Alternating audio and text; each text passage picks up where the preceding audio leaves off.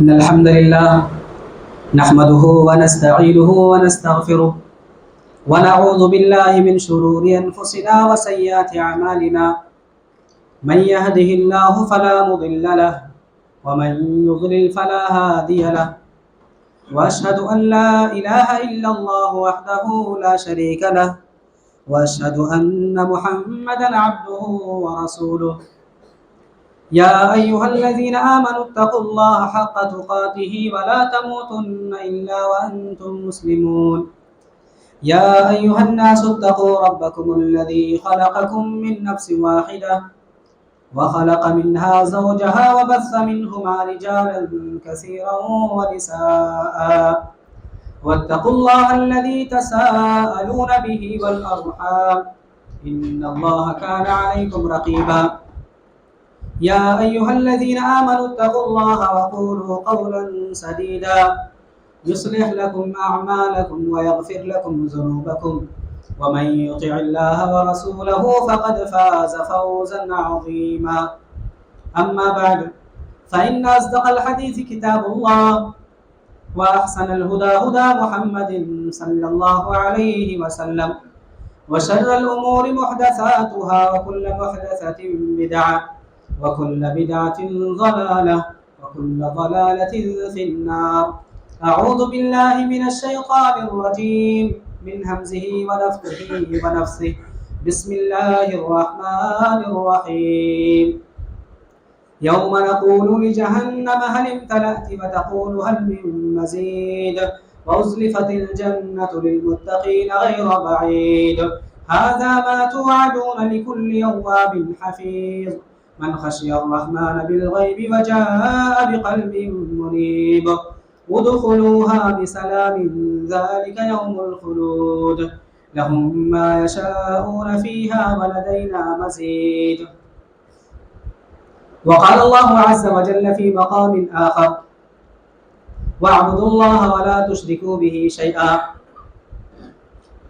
وقال جل شانه في موضع آخر إن الله لا يغفر أن يشرك به ويغفر ما دون ذلك لمن يشاء ومن يشرك بالله فقد ضل ضلالا بعيدا.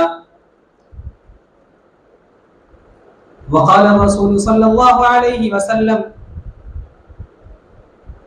من قال لا إله إلا الله دخل الجنة. من قال لا إله إلا الله ومات على ذلك دخل الجنة. رواه مسلم. رب اشرح لي صدري ويسر لي أمري واحلل عقدة من لساني يفقهوا قولي. سبحانك لا علم لنا إلا ما علمتنا إنك أنت العليم الحكيم. رب يسر ولا تعسر وتمم بالخير اللهم رب زدني علما. محترم بزرگان دین، محترم حاضرین جمعہ، باپردہ خواتین اور دینی ملی اسلامی بھائیوں، ہر قسم کی تعریفات، توصیفات، حمد و ثنا، کبریائی و بڑائی، عظمت و بزرگی اور پاکیزگی صرف اور صرف الہ واحد رب العالمین کے لیے لائق اور زیبا ہے، جو ہمارا خالق، مالک، رازق اور مدبر ہے۔ وہی معبود برحق ہے اور وہی ہماری جملہ عبادتوں کا اکیلا مستحق ہے۔ اسی نے ہمیں پیدا ہی اس لیے کیا تاکہ اس کے لیے توحید اختیار کی جائے، اور رسولوں اور نبیوں کو بھی اسی لیے اس دنیا کے اندر مبعوث فرمایا تاکہ وہ اللہ کے بندوں کو اللہ کے بندوں سے توڑ کر اللہ کی عبادت سے جوڑیں، اللہ سے ان کا تعلق مضبوط کریں۔ بعدہ تمام انبیاء کرام پر درود و سلام ہو، بالخصوص آخری نبی سید المرسلین، امام الانبیاء، خاتم النبیین محمد عربی صلی اللہ علیہ وسلم پر اللہ کی جانب سے لاکھوں کروڑوں درود و سلام نازل ہوں۔ اللہم صلی وسلم وبارک علی عبدک ورسولک محمد۔ حاضرین گرامی، آج کے خطبہ جمعہ کا موضوع نہایت اہم اور بڑی اہمیت کا حامل ہے۔ بورڈ پر لکھے ہوئے جلی حرفوں پہ اور اسی طرح سے گروپس وغیرہ کے ذریعے سے، پوسٹر وغیرہ کے ذریعے سے آپ کو معلوم ہوا ہوگا کہ آج خطبہ جمعہ کا موضوع ہے شرک اور توحید۔ شرک اور توحید دنیا کے اندر تمام خیر، تمام بھلائیوں میں اگر سب سے بہتر کوئی بھلائی، سب سے بہتر خیر ہے تو توحید ہے، اور دنیا کے اندر اگر کوئی برائی سب سے بدتر ہے، سب سے زیادہ شر والی کوئی چیز ہے تو وہ شرک ہے۔ یہی توحید ہے جس کی خاطر اللہ تبارک و تعالیٰ نے ہمیں پیدا کیا ہے۔ وَمَا خَلَقْتُ الْجِنَّ وَالْإِنسَ إِلَّا لِيَعْبُدُونَ، سورہ ذاریات آیت نمبر 56 کے اندر اللہ تبارک و تعالیٰ نے فرمایا میں نے جن و انس کو اسی لیے پیدا کیا تاکہ وہ میری عبادت کرے۔ صحابی رسول فرماتے ہیں لِيُوَحِّدُونَ، تاکہ ان کے لیے اللہ کے لیے توحید اختیار کیا جائے۔ اور اللہ تبارک و تعالیٰ نے تمام انبیاء کرام کو اس دنیا کے اندر جو مبعوث فرمایا، ان کی بعثت کا مقصد ہی توحید کے پیغام کو عام کرنا ہے۔ رسولوں کے بھیجنے کا مقصد، شریعتیں اتارنے کا مقصد اور کتابیں نازل کرنے کا مقصد توحید کی نشر و اشاعت ہے۔ ہماری خلقت، آسمان و زمین کی خلقت، اور یہ سمجھ لیجئے تمام کائنات کی پیدائش کا مقصد اور یہی توحید کے نظام پر تمام چیزیں ٹکی ہوئی ہیں۔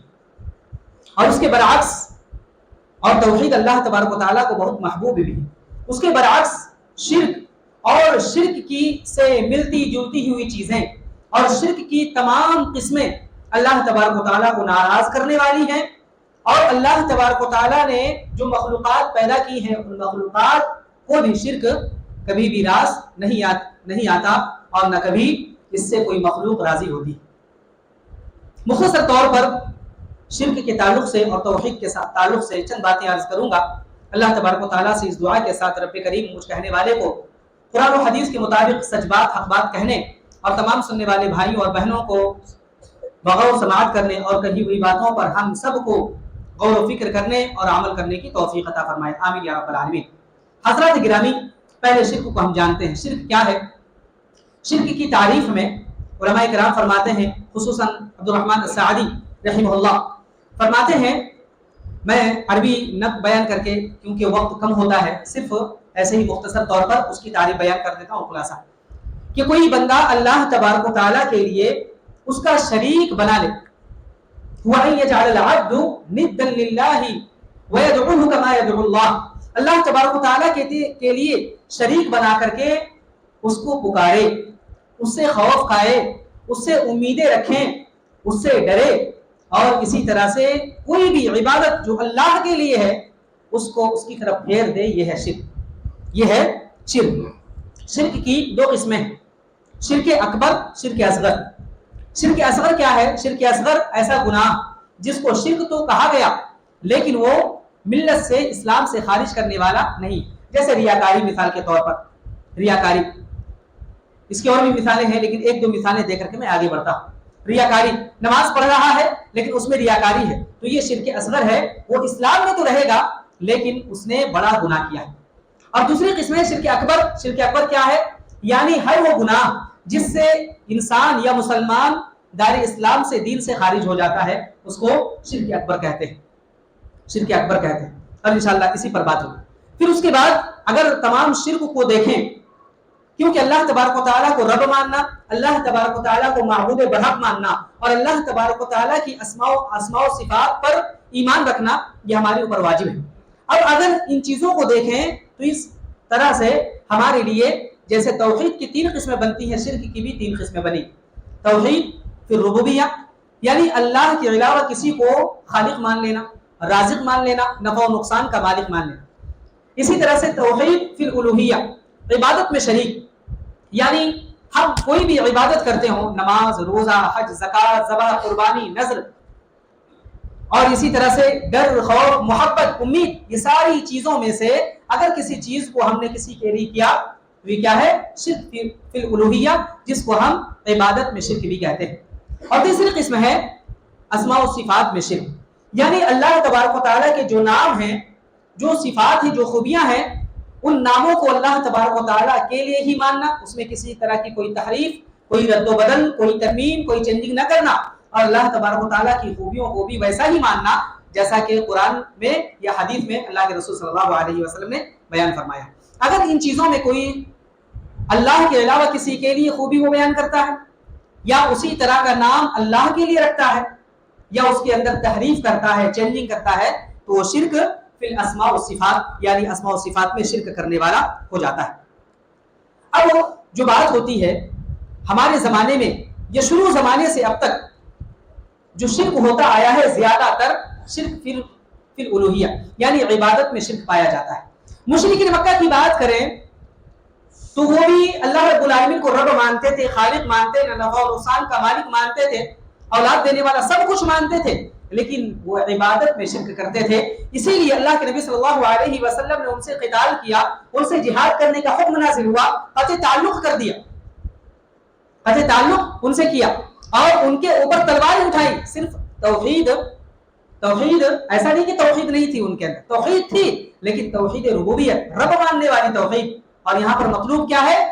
اللہ رب العالمین کو معبود برحق وہی ہے جس کے لیے ہماری ساری عبادتیں ہونی چاہیے۔ یہ اب اگر ہم شکلیں دیکھیں شرک کی، یہ موٹی موٹی تعریف اور اس کی قسمیں ہم نے جانی۔ اب اگر شرک کی اگر ہم شکلیں ہم جاننے تو یہ دیکھیں شرک کی بہت ساری شکلیں ہیں۔ ایک ہے غیر اللہ کو پکارنا، جس کو ہم دعا کہتے ہیں، غیر اللہ کو پکارنا۔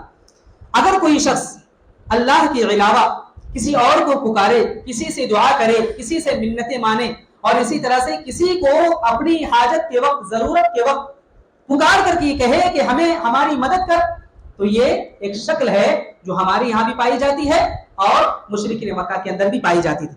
اللہ رب العالمین نے کیا کہا؟ وَقَالَ رَبُّكُمُ ادْعُونِي أَسْتَجِبْ لَكُمْ إِنَّ الَّذِينَ يَسْتَكْبِرُونَ عَنْ عِبَادَتِي سَيَدْخُلُونَ جَهَنَّمَ دَاخِرِينَ۔ کہ تمہارے رب نے اعلان کر دیا ہے کہ مجھ سے مانگو، وَقَالَ رَبُّكُمُ ادْعُونِي أَسْتَجِبْ لَكُمْ، میں تمہاری دعا کو قبول کروں گا۔ اور آگے جو لفظ ہے اگر غور کریں عربی میں، إِنَّ الَّذِينَ يَسْتَكْبِرُونَ عَنْ عِبَادَتِي، جو لوگ مجھ سے مانگنے سے، مجھ سے دعا کرنے سے استکبار کرتے ہیں، تکبر کرتے ہیں، یعنی کسی اور سے مانگتے ہیں، سَيَدْخُلُونَ جَهَنَّمَ دَاخِرِينَ، وہ رسوا ہو کر جہنم میں داخل ہو جائیں گے۔ سبحان اللہ۔ اور یہ دعا جو عام طور پر ہمارے معاشرے میں جس کو شرک نہیں سمجھا جاتا، یہ سب سے پہلا شرک ہے، اور اسی میں زیادہ تر لوگ پھسل جاتے ہیں، اور اسی میں زیادہ تر لوگ آ کر کے اپنے آپ کو موحد سمجھتے ہیں، جبکہ یہ دعا یہی اصل عبادت ہے۔ اللہ کے نبی صلی اللہ علیہ وسلم نے فرمایا الدعاء هو العبادہ، دعا ہی اصل عبادت ہے۔ لہٰذا اگر کوئی اللہ کے علاوہ کسی اور سے دعا کرتا ہے، پکارتا ہے مدد کے لیے، اپنے نفع و نقصان کے لیے، تو وہ شرک کر رہا ہے، شرک کی ایک شکل ہے۔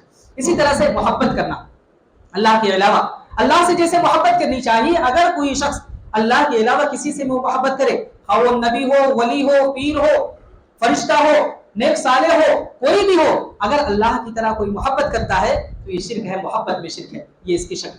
وَمِنَ النَّاسِ مَن يَتَّخِذُ مِن دُونِ اللَّهِ أَندَادًا يُحِبُّونَهُمْ كَحُبِّ اللَّهِ۔ مشرکین کے بارے میں کہا اللہ تبارک و تعالیٰ نے کہ جو لوگ اللہ کو چھوڑ کر ایسے لوگوں سے، غیر اللہ سے محبت کرتے ہیں جیسی محبت اللہ سے ہونی چاہیے۔ سبحان اللہ۔ وَمِنَ النَّاسِ مَن يَتَّخِذُ مِن دُونِ اللَّهِ أَندَادًا يُحِبُّونَهُمْ كَحُبِّ اللَّهِ۔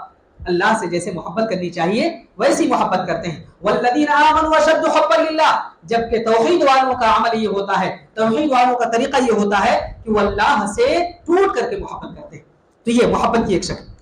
اسی طرح سے خوف، اگر کوئی شخص ڈرتا ہے اللہ کے علاوہ کسی اور سے ڈرتا ہے، فطری ڈر نہیں بلکہ ایسا ڈرتا ہے ہمیں نقصان پہنچا دے گا، یہ ذات ہمیں نقصان پہنچا دے گی، ہمارے لیے اگر ہم انہیں بھیٹ نہیں چڑھائیں گے، اگر ہم ان کے لیے چڑھاوا نہیں چڑھائیں گے، اگر نظر ہم نہیں مانیں گے، یا اسی طرح سے چادر نہیں چڑھائیں گے، یا اسی طرح سے فلاں جگہ سجدہ نہیں کریں گے، یا اسی طرح سے اور چیزیں ان کے لیے نہیں کریں گے تو ہمیں نقصان پہنچ جائے گا، اسی طرح سے ہم کالے دھاگے نہیں باندھیں گے تو ہمیں نقصان پہنچ جائے گا، یا اسی طرح سے دکان میں اگر فلاں چیز ہم نہیں رکھیں گے۔ آج بہت ساری چیزیں ہیں جو ہمارے معاشرے میں یہ چیز پائی جاتی ہے خوف کے نام پر۔ جی ہاں، خوف کی تجارت ہو رہی ہے، باقاعدہ بزنس ہو رہا ہے، ڈرا کر کے، کسی کو امید دلا کر کے، یہ خوف کی تجارت، یہ شرک کے اڈے ہیں۔ یاد رکھیے گا اللہ کے علاوہ کوئی نفع و نقصان کا مالک نہیں، کوئی نفع و نقصان کا مالک نہیں۔ جب حضرت عبداللہ ابن عباس رضی اللہ عنہما کو اللہ کے رسول صلی اللہ علیہ وسلم نے چند نصیحتیں کی تھی، ان میں سے ایک کیا تھا؟ ان میں سے ایک نصیحت تھی وَعَلَمْ أَنَّ الْأُمَّةَ لَوْ اجْتَمَعَتْ عَلَىٰ أَن يَنفَعُوكَ بِشَيْءٍ لَمْ يَنفَعُوكَ إِلَّا بِشَيْءٍ قَدْ كَتَبَهُ اللَّهُ لَكَ۔ اے بچے جان لے، اگر پوری امت بھی مل کر تمہیں نفع پہنچانا چاہے، فائدہ پہنچانا چاہے، پوری امت مل کر کے بھی تمہیں نفع فائدہ نہیں پہنچا سکتی۔ وَلَوْ اجْتَمَعُوا عَلَىٰ أَن يَضُرُّوكَ بِشَيْءٍ لَمْ يَضُرُّوكَ إِلَّا بِشَيْءٍ قَدْ كَتَبَهُ اللَّهُ عَلَيْكَ۔ اور اگر تمہیں نقصان پہنچانا چاہے، پوری امت مل کر بھی نقصان نہیں پہنچا سکتی۔ نفع و نقصان کا مالک اللہ رب العالمین ہے۔ خوف دلا کر کے، ڈرا کر کے، یہ ساری چیزیں جو ہوتی ہیں اس میں شرک ہے، شرک ہے، شرک ہے۔ آج جو گاڑیوں کو، لہذا اپنی گاڑیوں کو، اپنی دکانوں کو، اپنے مکانوں کو، اپنے بچوں کو اور اسی طرح سے اپنی ہر چیز کو شرک کی آلودگیوں سے بچانا بہت ضروری ہے۔ آج دیکھیں گھروں کے اندر نیمبو، اسی طرح سے مرچ، یہ غیر مسلموں کی بات نہیں، ہمارے گھروں میں ان آنکھوں نے دیکھا ہے، ہمارے گھروں میں یہ چیزیں ہوتی، کبھی جوتے کی شکل میں لٹکائی جاتی ہے، کبھی کالے دھاگے کے شکل میں، کبھی امام ضامن کے نام پر، کبھی ریڈ اور لال دھاگے کی صورت میں، کبھی کچھ، کبھی بچے کے پیر میں، کبھی بازوں میں، کبھی تعویذ کے نام پر، کبھی کسی کے نام پر۔ یہ چیزیں کیا ہیں؟ یعنی ہم نے نفع و نقصان کا مالک اللہ کے علاوہ دوسروں کو سمجھ لیا اور ہم یہ سمجھ لیں کہ ہم شرک نہیں کریں۔ یہ ساری چیزیں شرک ہے، یہ ساری چیزیں شرک ہے، توحید کے خلاف ہے، توحید کے خلاف ہے۔ لہذا اسی طرح سے ایک شکل یہ ہے سجدہ، غیر اللہ کو سجدہ کرنا۔ آج اگر ہم دیکھیں مسجدوں میں جو پیشانیاں جھکتی ہیں، جو سجدے مسجد میں ہوتے ہیں، ان سے کئی زیادہ ان درگاہوں اور ان مزاروں پر ہوتے ہیں۔ یہ سارے سجدے جو اللہ رب العالمین کے لیے خاص ہیں۔ یاد رکھیے گا بعض لوگ جو کہتے ہیں نا کہ ہم سجدے عبادت نہیں کرتے، سجدے تعظیمی کرتے ہیں۔ سجدے عبادت تو کسی امت میں اور کسی بھی قوم میں، کسی نبی کی شریعت میں یہ چیز جائز نہیں تھی، اور سجدے تعظیمی یہ اس امت کے لیے بھی ناجائز ہے، اس امت کے لیے بھی ناجائز ہے۔ اللہ کے نبی صلی اللہ علیہ وسلم نے کتنے واضح الفاظ میں فرمایا اگر میں کسی کو سجدے کا حکم دیتا، سجدے کا حکم دیتا، کون سا سجدہ؟ عبادت کا سجدہ ہرگز نہیں۔ آپ صلی اللہ علیہ وسلم نے فرمایا اگر کسی کو سجدے کا حکم دیتا تو بیوی کو حکم دیتا اپنے شوہر کے لیے سجدہ کرے۔ یہ عبادت کا سجدہ ہو سکتا ہے؟ ہرگز نہیں ہو سکتا، یہ تعظیمی سجدہ تھا، اس کے باوجود اللہ کے نبی صلی اللہ علیہ وسلم نے منع فرمایا۔ اسی طرح سے شرک کی ایک شکل ہے نظر و نیاز اور چڑھاوا۔ اللہ کے نبی صلی اللہ علیہ وسلم کھلے لفظوں میں فرمایا لعن اللہ من ذبح بغیر اللہ۔ صحیح مسلم کی روایت ہے کہ جو شخص اللہ کے علاوہ غیر اللہ کے لیے نظر مانے یا اسی طرح سے ذبح کرے وہ اس پر لعنت ہے۔ لعنت مانا سمجھتے ہیں رحمت سے دوری، اللہ کی رحمت سے، اللہ کی نعمتوں سے، اللہ کی نظر رحمت سے وہ دور ہو جائے گا۔ تو ایسا شخص کیسے کامیاب ہو سکتا ہے؟ اگر ہم شرک کی ان چیزوں کو اور ان شکلوں کو لے کر ہم اگر نقصان دیکھیں تو چند لفظوں میں دیکھ لیں کہ شرک سب سے بڑا ظلم ہے۔ شرک سب سے بڑا ظلم ہے۔ اللہ تبارک و تعالیٰ نے سورہ لقمان میں فرمایا آیت نمبر 13 کے اندر ان الشرک لظلم عظیم، شرک سب سے بڑا ظلم ہے۔ اسی طرح سے کبیرہ گناہوں میں سب سے بڑا اگر کوئی گناہ ہے تو یہ شرک ہے۔ اکبر الکبائر الاشراک باللہ۔ اللہ کے نبی صلی اللہ علیہ وسلم نے صرف میں محل استشہاد آپ کے سامنے پیش کر رہا ہوں، لمبی حدیثیں ہیں۔ اللہ کے رسول صلی اللہ علیہ وسلم نے فرمایا کیا میں تمہیں سب سے بڑے گناہوں کو میں سے ایک سب سے بڑا گناہ نہ بتاؤں؟ پھر فرمایا الاشراک باللہ، کیا ہے؟ اللہ کے ساتھ شرک کرنا۔ اللہ کے ساتھ شرک کرنا یہ صحیح بخاری کی روایت ہے، سب سے بڑا گناہ ہے، گناہ کبیرہ۔ اسی طرح سے ایسا گناہ ہے جو قابل معافی نہیں۔ ان اللہ لا یغفر ان یشرک بہ ویغفر ما دون ذلک لمن یشاء، کہ اللہ رب العالمین سارے گناہوں کو چاہے تو بخش دے گا لیکن شرک کو کبھی معاف نہیں کرے گا۔ اسی طرح سے تمام نیکیوں کو ضائع کر دینے والا ہے۔ شرک اگر کیا ہم نے، نماز، روزہ، حج، زکات تمام چیزیں کر رہے ہیں تو ہم ایسا نہیں کہ موحد ہو گئے، بلکہ اپنی ان عبادتوں کو شرک اور شرک کی آلودگیوں سے پاک رکھنا، صاف رکھنا یہ ضروری ہے۔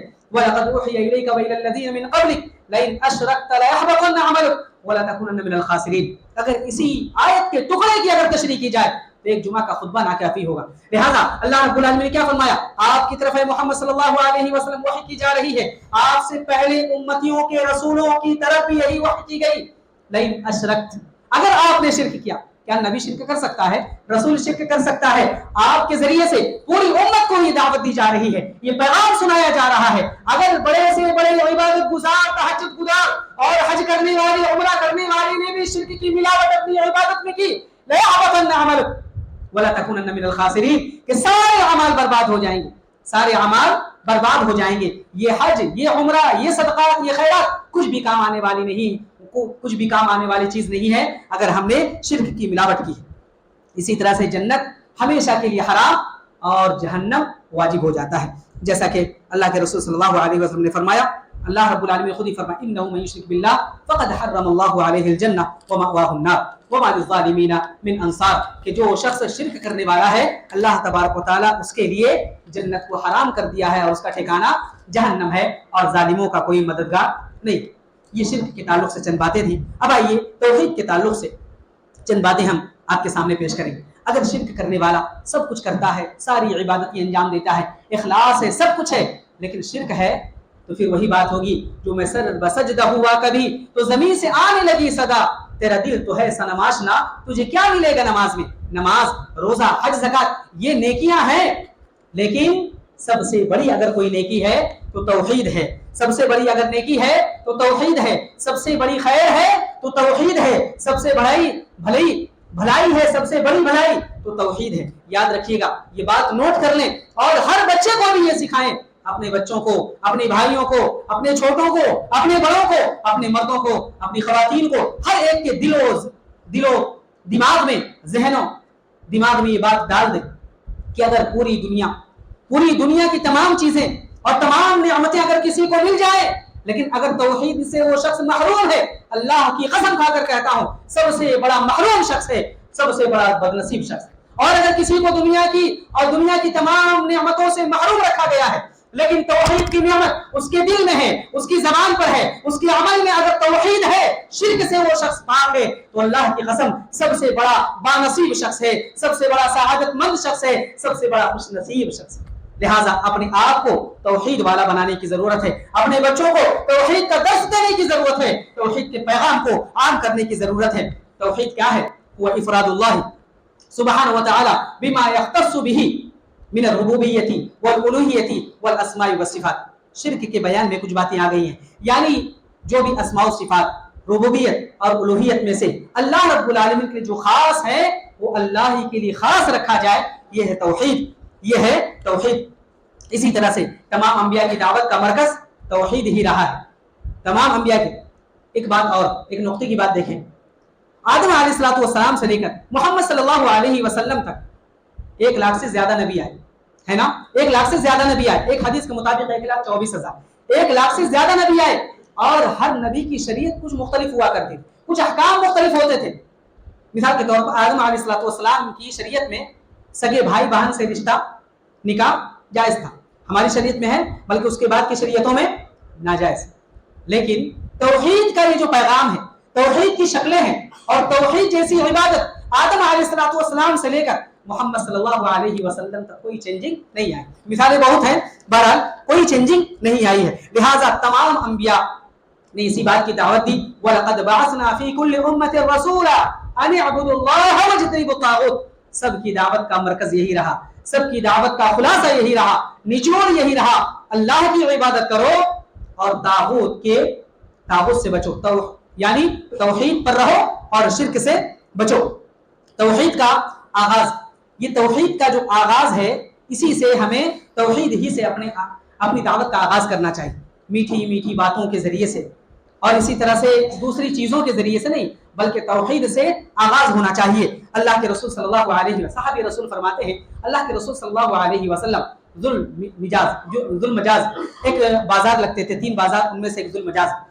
صحابی رسول کہتے ہیں اللہ کے رسول صلی اللہ علیہ وسلم اس بازار کے ارد گرد گھومتے رہتے تھے اور کہتے تھے، اے لوگو یا ایھا الناس قولوا لا الہ الا اللہ تفلحوا، لوگو لا الہ الا اللہ کو مان لو، توحید کو مان لو، تم کامیاب ہو جاؤ گے۔ یعنی رسول نے جب دعوت کا آغاز کیا، ابتدا کی، تو سب سے پہلے لا الہ الا اللہ۔ آج لوگ کہتے ہیں، بلکہ آج لوگ کہتے ہیں کہ پہلے بلا لو، پہلے نماز پڑھا لو، پہلے زکوٰۃ اور اسی طرح سے دوسرے احکام کی تبلیغ کرو، بعد میں توحید، ورنہ لوگ برگشتہ ہو جائیں گے، ورنہ دور بھاگ جائیں گے، ورنہ لوگ آپ سے بپھر جائیں گے، ورنہ آپ کی بات نہیں مانیں گے۔ کیا رسول کو نہیں معلوم تھا؟ رسول سے زیادہ حکمت والے ہیں۔ اللہ رب العالمین نے رسول کی صفات میں کیا بتایا معلوم؟ وَيُعَلِّمُهُمُ الْكِتَابَ وَالْحِكْمَةَ، یہ اتنے حکمت والے ہیں کہ ان کے اندر حکمت کوٹ کوٹ کر بھر رہی ہے، دوسروں کو بھی حکمت کی تعلیم دیتے ہیں۔ کیا آپ کو نہیں معلوم تھا؟ آپ دوسری باتیں کرتے نہیں، سب سے پہلے توحید کا آغاز ہے، اور اسی توحید کی خاطر نبی کریم صلی اللہ علیہ وسلم نے اپنے وطن عزیز کو چھوڑا، صحابہ کرام نے جان کی قربانیاں پیش کی، جان کا نذرانہ پیش کر دیا، اپنے وطن عزیز کو چھوڑا، اپنے بھائیوں کو قربان کیا، اپنے اہل و عیال کو چھوڑا، اور اپنے بھائیوں کے اوپر بھی تلوار اٹھانے پر ان کو مجبور کیا۔ کس چیز نے؟ اسی توحید کی ثابت قدمی نے، اسی توحید کی ثابت قدمی نے۔ اسی طرح سے اللہ کے رسول صلی اللہ علیہ وسلم نے معاذ بن جبل رضی اللہ عنہ کو جب یمن کی طرف بھیجا، کیا کہا؟ آپ ان سے میٹھی میٹھی باتیں کیجئے، آپ ان سے یہ کام کروائیے، نہیں، کیا کہا؟ اول ما تدعوهم الیہ شہادت لا الہ الا اللہ، توحید توحید توحید توحید۔ آج لوگ کہتے ہیں اتنے سارے مسائل ہیں، کوئی جاب لیس ہے، کوئی سیاسی الجھنوں میں پریشان ہے، کوئی مالی پریشانی میں مبتلا ہے، کوئی قرض دینے والا نہیں، یہ چیزیں ہیں، وہ چیزیں ہیں، ان تمام چیزوں کو چھوڑ کر یہ چھوٹی سی بات لے کر کے آپس میں لڑ رہے ہیں۔ توحید کی بات نہیں، اتحاد و اتفاق کی بات کرو، ملنے جلنے کی بات کرو، الفت و محبت کی بات کرو، نفرت کی بات، اللہ کی قسم توحید کی بات کرنے والا کبھی نفرت کی بات نہیں کر سکتا۔ نبی کریم صلی اللہ علیہ وسلم نے توحید ہی کے ذریعے سے لوگوں کے دلوں کو جوڑا ہے۔ ہاں، وقتی طور پر ہو سکتا پریشانی ہو، جیسا اگر کوئی ڈاکٹر علاج کرے تو کیا کہیں گے آپ؟ نہیں، پہلے اس میں آپ گھی لگا دیں، یا اسی طرح سے کوئی ایسی چیز کریں، نہیں، پہلے آپ اسے باندھ دیں، پہلے اسے یہ کریں وہ کریں، نہیں، ڈاکٹر کا کام ہے علاج کرنا، آپ کی سرجری کرے، کاٹے گا، اس جگہ کو نکال دے گا۔ اسی لیے اگر شرک کو نہ نکالا گیا اور اسی طرح سے لوگوں کے اندر توحید نہ بڑھی جائے، اور اس کے بعد نماز روزہ تمام چیزیں کرائی جائے، رفاہی کاموں میں ان کو مشغول کیا جائے، لیکن اگر توحید نہیں ہے تو یاد رکھیے گا کبھی بھی وہ فلاح اور کامیابی نہیں پا سکتے، کبھی بھی فلاح نہیں ہو سکتے۔ نبی کریم صلی اللہ علیہ وسلم نے 23 سالہ زندگی گزاری نبوت کے بعد، 13 سال مکہ کے اندر اور 10 سال مدینہ کے اندر۔ معلوم ہے سب پوری شریعت کتنے دن میں کتنے سال میں نازل ہوئی معلوم؟ 13 سال جو اللہ کے نبی صلی اللہ علیہ وسلم نے مکے میں گزارے، صرف توحید اور کچھ چھوٹی موٹی باتیں، بنیادی باتیں، صرف توحید کا آپ نے حکم دیا، توحید ہی کی طرف لوگوں کو بلایا، توحید ہی کی دعوت دی، اور پوری شریعت۔ نماز نازل ہو گئی تھی، لیکن نماز کے احکامات، نماز کی تفصیلات، زکوٰۃ، روزے، حج، خلا، طلاق، میراث، اور یہ تمام چیزیں کب فرض ہوئی، کب ان کے احکامات نازل ہوئے؟ مدینے کے اندر۔ صرف 10 سال کے اندر سارے احکامات نازل ہو رہے ہیں، ساری تفصیلات آ رہی ہیں، اور 13 سال اللہ کے نبی صلی اللہ علیہ وسلم نے صرف توحید کا درس دیا، صرف توحید کا درس دیا۔ اور جانتے معلوم، ایسا نہیں مکہ کے اندر اللہ کے نبی صلی اللہ علیہ وسلم کے وقت، نبوت کے وقت، صرف اچھائیاں نہیں تھیں، برائیاں نہیں تھیں۔ سود ام الخبائث، اور اسی طرح سے ام الخبائث شراب پی جاتی تھی، شراب کے وہ خوگر تھے، رسیا تھے، اور سود ہی لین دین کرتے تھے۔ لیکن 13 سال اللہ کے نبی صلی اللہ علیہ وسلم نے کچھ کہا نہیں، کہا سود کو حرام کہا نہیں، کہا کیا شراب سے روکا نہیں، روکا۔ اللہ رب العالمین نے مدینے جانے کے بعد، ہجرت کرنے کے بعد 13 سال یہ لوگ اس پر قائم رہے، لیکن کبھی بھی شراب پر بات نہیں ہوئی، کبھی بھی اسی طرح سے سود پر بات نہیں ہوئی۔ مدینہ جانے کے بعد ان چیزوں کو حرام، کیونکہ توحید پر آ جانے کے بعد انسان ہر گناہ کو چھوڑنے کے لیے تیار ہو جاتا ہے، لیکن اگر توحید نہ ہو، ایک چھوٹی سی معصیت بھی چھوڑنے کے لیے تیار نہیں ہوتا۔ لہٰذا ضرورت اس بات کی ہے کہ ہم اس چیز کو سمجھے۔ اللہ رب العالمین کا سب سے بڑا حق ہے توحید۔ اگر ہم توحید کو نہیں جانتے، توحید کو نہیں مانتے، توحید پر ثابت قدم نہیں رہتے، تو یاد رکھیے گا ہم فلاح و کامیابی نہیں پا سکتے، اور اسی طرح سے ہمارے اندر وہ جوش، وہ جذبہ، اور اسی طرح سے اللہ رب العالمین سے وہ محبت کبھی بھی پیدا نہیں ہو سکتی، کبھی بھی پیدا نہیں ہو سکتی۔ اور یہ آج ہم جو شکوہ گناہ ہوتے ہیں، شکایت کرتے ہیں، آج ہمارے لیے امن نہیں ہے، امان نہیں ہے۔ توحید پر آ جائیں، اللہ رب العالمین نے وعدہ کیا ہے، الذین آمنوا ولم یلبسوا ایمانهم بظلم اولئک لهم الامن وهم مهتدون۔ جو لوگ ایمان لانے کے بعد ظلم کی ملاوٹ نہیں کرتے۔ ظلم کیا ہے؟ ایک دوسری حدیث میں اللہ کے نبی صلی اللہ علیہ وسلم نے جب یہ آیت نازل ہوئی، سنائی آپ نے، صحابہ کرام نے فرمایا، پریشان ہو گئے، اللہ کے رسول اللہ رب العالمین فرما رہا ہے جو لوگ ایمان لانے کے بعد ظلم نہ کیے ہوں ان کے لیے امن و امان ہے، وہ لوگ ہیں ہدایت یافتہ ہیں۔ ہم میں سے کون ہے اللہ کے رسول جو ظلم نہیں کرتا؟ اللہ کے رسول صلی اللہ علیہ وسلم نے فرمایا جو تم سمجھ رہے ہو ظلم وہ نہیں ہے، بلکہ لقمان نے جو اپنے بیٹے کو نصیحت کرتے ہوئے کہا تھا ان الشرک لظلم عظیم، یہ ظلم ہے۔ معلوم ہوا کہ ظلم سے اگر ہم بچ جائیں، یعنی اگر ہم شرک سے بچ جائیں اور توحید پر ثابت قدم رہے تو ہمارے لیے دنیا اور آخرت میں امن و امان ہے۔ رسول اللہ صلی اللہ علیہ وسلم کی شفاعت بھی نصیب ہوگی۔ شفاعتی اسعد بشفاعتی یوم القیامہ من قال لا الہ الا اللہ من قال لا الہ الا اللہ من قبل نفسی خالصا من قلبی، اس طرح کی روایتیں ہیں۔ اللہ کے نبی صلی اللہ علیہ وسلم نے فرمایا کہ اس شخص کو قیامت کے دن میری شفاعت نصیب ہوگی جو وہ شخص لا الہ الا اللہ کہنے والا ہوگا، شرک سے پاک ہوگا۔ آج ہم شفاعت کے لیے نہ جانے کن کے پیچھے لگے رہتے ہیں۔ اللہ رب العالمین نے فرما دیا، اللہ کے نبی صلی اللہ علیہ وسلم نے فرما دیا اگر شفاعت چاہیے تو یہ کام کرو۔ اسی طرح سے اگر توحید ہے، چھوٹے موٹے گناہ ہیں، بڑے بڑے گناہ ہیں، اس کے باوجود اللہ رب العالمین توحید کی برکت سے معاف فرما دے گا۔ ایک حدیث قدسی ہے ترمذی کی، اللہ رب العالمین فرماتا ہے یا ابن آدم انک لو اتیتنی بقراب الارض خطایا ثم اتیتنی لا تشرک بی شیئا لاتیتک بقرابها مغفرۃ۔ سبحان اللہ، کہتا ہے اللہ رب العالمین اگر تو میرے پاس آئے دنیا بھر زمین بھر کے کیا لے کر؟ نیکیاں لے کر نہیں، برائیاں لے کر، گناہ لے کر، معصیت لے کر، لیکن شرط یہ ہے اگر تم نے میرے ساتھ شرک نہیں کیا لاتیتک بقرابها مغفرۃ، اتنی ہی مغفرت میں لے کر تمہارے پاس آؤں۔ اللہ اکبر، اللہ رب العالمین استقبال کرے گا نیکیوں کے ذریعے سے۔ اور حدیث البطاقہ تو آپ لوگ جانتے ہیں، جس کے پاس کوئی بھی نیکی نہیں، 99 رجسٹر بھرے ہوئے گناہوں سے، کہے گا اللہ رب العالمین میرا کیا ہے؟ کچھ بھی نہیں۔ اللہ رب العالمین کہے ایک نیکی ہے، کہا اس نیکی سے کیا ہوگا؟ ایک نیکی سے کیا ہوگا؟ کہے گا نہیں آج کسی پر ظلم نہیں ہوگا۔ ایک نیکی کھولی جائے گی لا الہ الا اللہ، اور ایک روایت کے مطابق اشہد ان لا الہ الا اللہ واشہد ان محمدا عبدہ ورسولہ رہے گا، تو وہ پلڑا بھاری ہو جائے گا۔ صرف اس توحید کی برکت سے اللہ رب العالمین سارے گناہوں کو بخش دے کر اسے جنت میں داخل کر دے گا۔ اسی طرح سے ایک نیکی یہ توحید جو کہتے ہیں نا، دوسرے نیکیوں کو چھوڑ کر کے، ایک صحابی رسول اللہ کے رسول صلی اللہ علیہ وسلم سے پوچھتے ہیں امن الحسنات لا الہ الا اللہ، اللہ کے رسول کیا لا الہ الا اللہ کہنا یہ نیکیوں میں سے ہے؟ اللہ کے رسول صلی اللہ علیہ وسلم نے فرمایا نعم ہی افضل الحسنات۔ سبحان اللہ، کہا یہ نیکیاں نہیں ہیں بلکہ نیکیوں میں سب سے زیادہ بڑی نیکی۔ اگر کچھ لوگ وہ گھڑی دیکھ رہے ہیں تو بتا دوں وہ گھڑی تھوڑی فاسٹ ہے، ٹھیک ہے؟ تو کیا ہے افضل الحسنات؟ کہا اللہ کے رسول صلی اللہ علیہ وسلم نے یہ نیکیوں میں سب سے افضل ہے۔ سبحان اللہ، اگر کوئی توحید کا درس دے رہا ہو، توحید کی بات کر رہا ہو، توحید کی دعوت دے رہا ہو، توحید کی طرف بلا رہا ہو اور توحید کے پیغام کو عام کرنے کی کوشش کر رہا ہو تو اللہ کی قسم اس سے زیادہ نیک کام کوئی نہیں کر رہا۔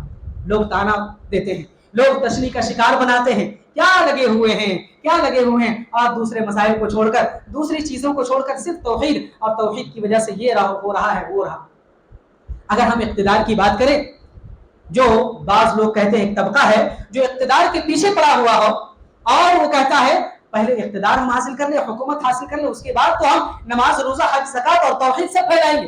نہیں، اللہ رب العالمین نے اقتدار بھی ان لوگوں کو دینے کا فیصلہ کیا ہے اور ان لوگوں کی خوشخبری دی ہے، فرمایا بلکہ وعدہ کیا ہے وعد اللہ الذین آمنوا منکم وعملوا الصالحات لیستخلفنہم فی الارض کما استخلف الذین من قبل۔ اس میں اللہ رب العالمین نے وعدہ کیا ہے اگر ایمان والا ہو، توحید والا ہو تو اللہ رب العالمین ایسے لوگوں کو زمین پر حکومت دے گا، زمین پر اقتدار دے گا۔ اس طرح سے اگر توحید کی بات کریں، اور بھی میرے سامنے اس کے پوائنٹس ہیں، اگر توحید کی بات کریں اور شرک کے نقصانات کی بات کریں تو بات ہوتی چلی جائے گی، بات لمبی ہوتی چلی جائے گی، اور مجھ جیسے کم از کم علم والے کے لیے تو ایک خطبے میں اور توحید کی تمام باتوں کو بیان کرنا، اسی طرح سے شرک کے سارے نقصانات کو بیان کرنا بالکل ناممکن ہے۔